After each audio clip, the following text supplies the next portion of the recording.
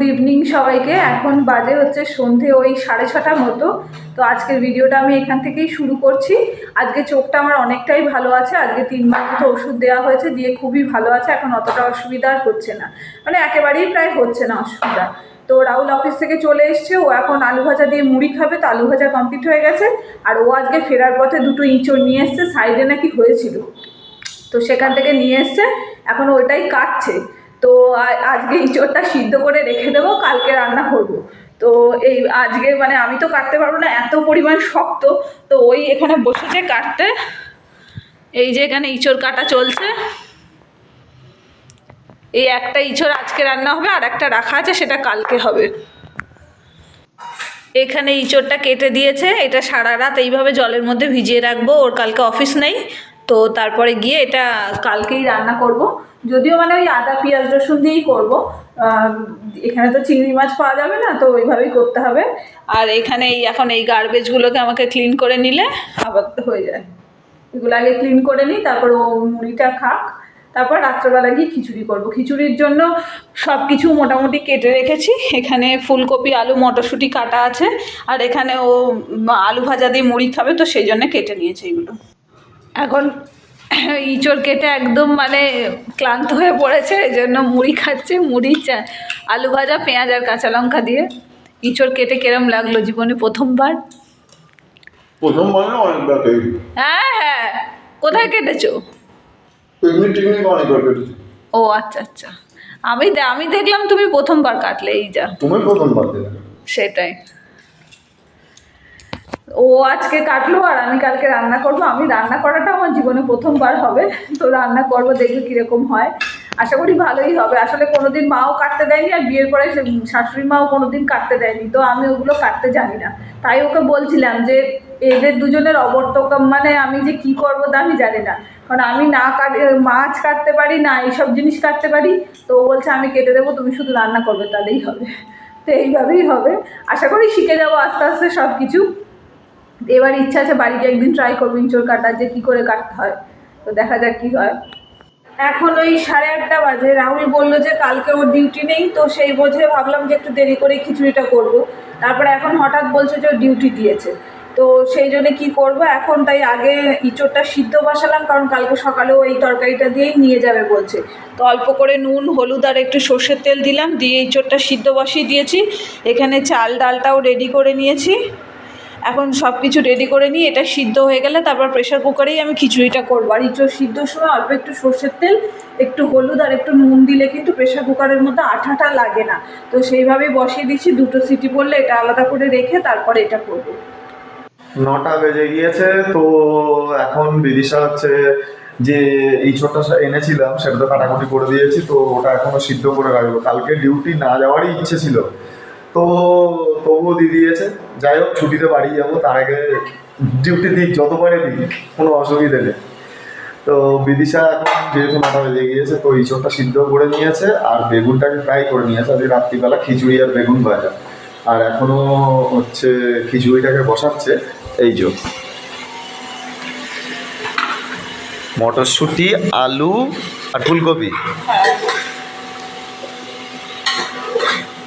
খিচুড়িটা হলে হয়ে যায়, বেগুন ভাজা হয়ে গেছে। আর এখানে ইঁচড়টাও সিদ্ধ করে ঠান্ডা করতে দিয়েছি। এই যে একটু নুন হলুদ আর তেল দিয়ে সিদ্ধ করা হয়েছে। তার থেকে বলো, যেই শীত যেতে পারেনি, ফুলকপির দাম আগুন এখানে। এমনি সবজির দাম আগুন, আর শীতটা এখনো ঠিকভাবে যায়নি, তবু ফুলকপির দাম আগে থাকতে আগুন করে দিয়েছে। কত নিয়েছে এটা? মানে আগে এখন 50 টাকা করে নিয়েছে, আর আগের দিন দিয়েছিল কত জিজ্ঞেস করেছিল? 70 টাকা ফুলকপি হয়ে গেছে। মানে আমি যা দেখছি, আসামে থাকার জন্যে আর এসব সবজি টবজি খাওয়ার জন্য আসামে, বা যে কোনো কিছু করার জন্যে আসামে আম্বানি স্যারের মতো লোকেরই মানে বাস হওয়া উচিত। বাকি আমাদের মতো মধ্যবিত্ত লোকেদের মনে হয় না, বা গরিব মানুষদের মনে হয় না আসামে থাকার যোগ্য। মানে এরা তো না খেতে পেয়েই মরে যাবে। মানে যা কামাই তার খাওয়ার পেছনেই চলে যাবে, আর কিছু আর কি করবে, কি আর সব পূরণ কি পুরো করবে সে? তো কেন জানি না আসামে এরকম। আর আমি যতদূর এখানকার আসামের লোকাল লোক যারা, বা আমাদের এখানে কন্ট্রাক্টর যারা কাজ করেন, তাদের কাছ থেকে যতটা শুনেছি, আসামের লোক এখানে খেতি বাড়িটা করতেই চায় না। আমাদের ওখানে বেঙ্গলে যেরকম কি হয়, বাড়ি বাড়ি লোকে সবজি করে বা সবজির খেতি হয় এক এক সিজনে এক এক রকম, বাকি আসামের লোক এরা করতেই চায় না, বা আমি সেটা রীতিমতো দেখেছি যে এরা করে না। খুব বেশি হলে ধানটা করে, আইদার আর কোনো সবজি সেরকম করে না। তো যতটা দরকার পুরোটা হয় না, কিন্তু কিছুটা তো চাষবাস হতেই পারে। তো সেটা আমি কোনোদিনই দেখিনি, যার জন্য সবজির দাম এখানে এইরকম। আর এই যে এখন খিচুড়ি বসেছে, আজকে একদম কুইক খিচুড়ি হবে, বসিয়ে দিয়ে মুগ আটকেই সিটি। কিছু করার নেই। ও কুকার সিটি মারে। কিছু করার 10টা বাজে, খেতে বসে গিয়েছি। এই যে খিচুড়ি, গরম গরম খিচুড়ি আর হচ্ছে এই বেগুন ভাজা। তো আজকে রাত্রে এইটাই হচ্ছে ডিনার। খেয়ে দিয়ে নিয়ে তারপরে আবার কথা হচ্ছে। আজকে সকাল সকাল উঠে আমি আগে ইঁচড়টা রান্না করব বলে এখানে কড়াই গরম করে বেশ খানিকটা সর্ষের তেল দিয়েছি, আর দিলাম একটা তেজপাতা, একটা শুকনো লঙ্কা আর জিরে ফোড়ন। জীবনে প্রথমবার আজকে আমি ইঁচড় রান্না করছি, জানি না কেমন হবে, তবে আশা করি ভালো হবে। আর এইসব জিনিস তো নিজে হাতে করতে করতেই শিখতে হবে। এর মধ্যে দিয়ে দিলাম একটা পেঁয়াজ কুচি।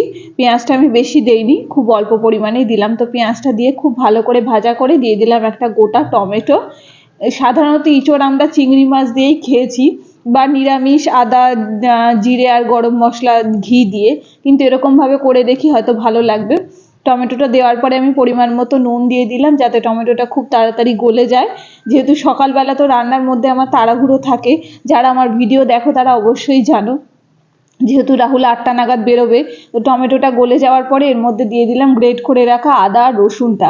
এটা দিয়েও খুব ভালো করে আবারও কষিয়ে নেব যতক্ষণ না আদা রসুনের কাঁচা গন্ধটা চলে যাচ্ছে। তারপরে এতে রেগুলার যে গুঁড়ো মশলা, হলুদ গুঁড়ো, জিরে গুঁড়ো, লঙ্কার গুঁড়ো, এইসব দিয়ে আবারও খুব ভালো করে কষিয়ে নেব। মশলা যত ভালো করে কষানো হবে, আর ইঁচড় যেহেতু একদম মাংসের মতো করে কষালেই খেতে ভালো লাগে, তো এর মধ্যে এবার সিদ্ধ করে রাখা ইঁচড়টাও দিয়ে খুব ভালো করে কষিয়ে নিচ্ছি। মশলার পরিমাণটা কিন্তু ইঁচড়ে একটু বেশিই লাগে, মা বলেছিল এইভাবে কর দেখবি ভালো লাগবে, তো সেই জন্যেই করছি। খুব ভালো করে মশলা দিয়ে কষিয়ে নিচ্ছি, আর অল্প সামান্য করে করে একটু জলও দিচ্ছি। আর এর মধ্যে না অল্প সামান্য একটু বিরিয়ানি মশলাও দিলাম, আশা করি ভালো লাগবে খেতে। এটা আমার এক্সপেরিমেন্ট, জানি না কেমন হবে। যদি খেতে ভালো লাগে তাহলে অবশ্যই জানাবো, যেহেতু বিরিয়ানি মশলাটাও তো খুব ফ্লেভারফুল, খুব ভালো তো ফ্লেভারটা, তো সেই জন্য। তো দিয়ে আমি আবারও খুব ভালো করে কষিয়ে নিচ্ছি, আর অল্প সামান্য করে করে জল অ্যাড করেই কিন্তু আমি কষাচ্ছি, কারণ নয়তো কড়াইয়ের তলাতে লেগে যাচ্ছে। তো এখানে খুব ভালো করে আমার ইঁচড়টা কষানো হয়ে গিয়েছে। যত ভালো কষানো হবে খেতেও তত বেশিই ভালো হবে। এরকম করতে করতে কষাতে কষাতে যখন মানে বেশ তেলটা ছেড়ে দেবে, তখন এবার আমি পরিমাণ মতো জল দিয়ে দিলাম ঝোলের জন্য। আর নামানোর আগে একটু গরম মশলা দিয়েছিলাম আর চিনি দিয়েছি। গুড মর্নিং সবাইকে। এখন বাজে হচ্ছে সকাল ওই 7:30। আজকে সকালবেলা ঘুম থেকে উঠে আগে ভাতটা ফুটিয়ে বন্ধ করে রেখে আগে ইঁচড়ের তরকারিটা করে নিয়েছি। যেহেতু প্রথমবার করছি, কেমন হবে না হবে খুবই কনফিউজ ছিলাম। যা হোক করেছি, এখন কেমন খেতে হয়েছে জানি না, কারণ যেহেতু সকালবেলা তো আমি কোনো কিছু টেস্ট করে দেখি না। তো তরকারিটা রান্না হয়ে গেছে, ভাতও কমপ্লিট হয়ে গেছে। রাহুল গেছে স্নান করতে, স্নান করে বেরিয়ে খেয়ে দিয়ে অফিস যাবে। আজকে রবিবার, তাও আজকে ওর ছুটি নেই। আর আজকের আকাশটা আবার পুনরায় মেঘলা, একদম মেঘ করে রয়েছে, এখনও রোদ ওঠেনি, তবে হয়তো বেলার দিকে রোদ উঠেই যাবে। এখানে আমার ইঁচড়ের তরকারি একদম রেডি। কেমন হয়েছে তো জানি না, রাহুলকে দেবো, ও খেয়েই বলবে যে কেমন হয়েছে। আর এখানে ভাতটাও ঠান্ডা করতে দিয়ে দিয়েছি। কালকের খিচুড়ি রয়েছে, তো ও খিচুড়িটাই খেয়ে যাবে। একটু ডিমের অমলেট করে দেবো, ওটা খেয়ে চলে যাবে অফিসে। আর এটা টিফিনে দিয়ে দেবো, নিয়ে যাবে। এটা রাহুল সকালে খেয়ে যাবে, খিচুড়ি আর ডিমের অমলেট। আর এটা ও টিফিনে নিয়ে যাবে ভাত আর ইঁচড়ের তরকারি, ওটা ঠান্ডা করতে রেখেছি। আর ডিমের অমলেটটা শুধু নুন আর গোলমরিচের গুঁড়ো দিয়ে করেছি। এখানে আমার জন্য রেখে দিয়েছি সকালে খিচুড়ি আর ডিমের অমলেট, এটাই আমি খেয়ে নেব। আর ইঁচড়ের তরকারি অনেকটা হয়ে গিয়েছে, আমাদের দুবেলা খুব ভালোভাবেই হয়ে যাবে। যদিও ইঁচড়ের মানে সাইজটা তেমন একটা বড় ছিল না, তবুও বেশ ভালোই অনেকটাই হয়েছে। তো আশা করি ভালোই লাগবে। তো আপাতত খেয়ে বেরোলে তারপরে আমাকে এই বাসন কোসন মাজতে হবে। কালকে অনেকটা বাসন আছে, যেহেতু প্রেশার কুকারে খিচুড়ি করেছিলাম, তো এটাও মাজতে হবে। তো এইগুলো মেজে গুছিয়ে নেব। এই যে অফিসের জন্য রেডি হয়, এখন চা খাচ্ছে, তাই তো নাকি? সানডে ডিউটি, যাওয়া পাঞ্চিং করে চলে আসে। না পাঞ্চিং করে চলে আসা না, দেরি হবে তো আসতে নাকি? এখন ঠিক নেই সেরকম। আর আমি যেদিন মাথায় তেল মাখি শ্যাম্পু করবো বলে সেই দিনই রোদ ওঠে না, তো আপাতত এখনও রোদ ওঠেনি, তবে মনে হয় উঠবে। অল্প হালকা উঠলেও হবে, কারণ গরম যেহেতু পড়ে গেছে চুল এমনিই শুকিয়ে যাবে।